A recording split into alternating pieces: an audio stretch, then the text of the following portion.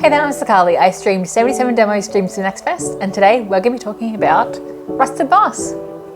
Rusted Moss is a shooter Metroidvania with the really unique mechanic of having a very physics-based bungee sort of traversal mechanic.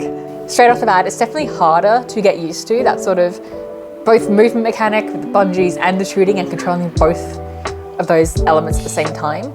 However, it is very rewarding, especially when you're doing boss fights and you look back, you're like, your brain, like your hands take over your brain rather, and you're just like, I don't know how I did that, but I did it.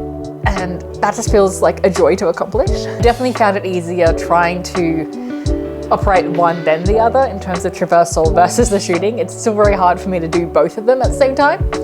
But I'm getting there, but I particularly just love, especially backtracking with the bungee traversal, just zooming past through levels and trying to find the secret areas that I missed. I also don't really know what I expected from the lore of this game, but I did not expect it to go as deep as it does.